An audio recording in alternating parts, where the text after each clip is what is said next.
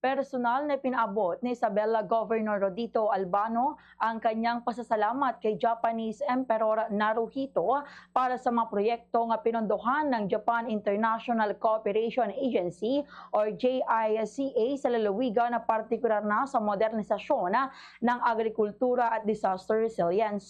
Bagamat inamin ng gobernador na napasabit lamang siya sa delegasyon ni Pangulong Ferdinand Bongbong Marcos Jr. para sa 4 na araw na state visit nito sa Japan, sinamantala niya ang pagkakataon na makipag-ugnayan sa mga opisyal doon. Kabilang sa mga partikular na ipinagpapasalamat ni Governor Albano ang itinayong Rice Center sa Cagayan City. Gayon din ang kasalukuyang pag-aaral sa Cagayan River para sa desaltation nito at ang pagsusuri sa expiration ng dama.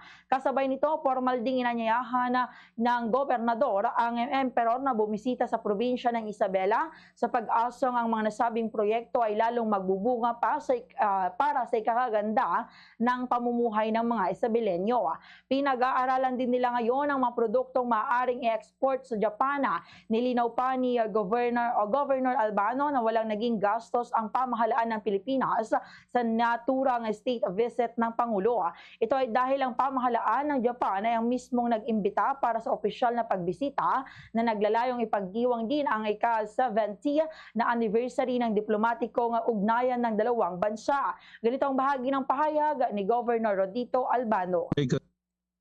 Doon sa banquet sa Emperor, nag-ano nga kami dito. Nag-usap nga kami, nagpapasalamat ako sa dami ng studies na ginagawa nila dyan, na libre. Tapos ang daming project, yung binigay nila dyan sa Kawayan, ito, Rice Center natin, nagkakahalaga ng billion peso, mahigit. Ayun, ang dami. Yung gagawin nilang nung Japan Water Administration, yung JWA, Water Agency, Japan Water Agency, dyan sa Magat Dam, yung siltation yan. Silang gumagawa ng study niyan, pinopropose na nila.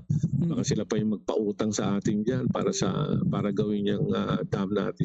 Kasi 50 years na yan . Alam mo na may expiry ng dam, di ba? 50 years. Fast sa radyo! Bumbo!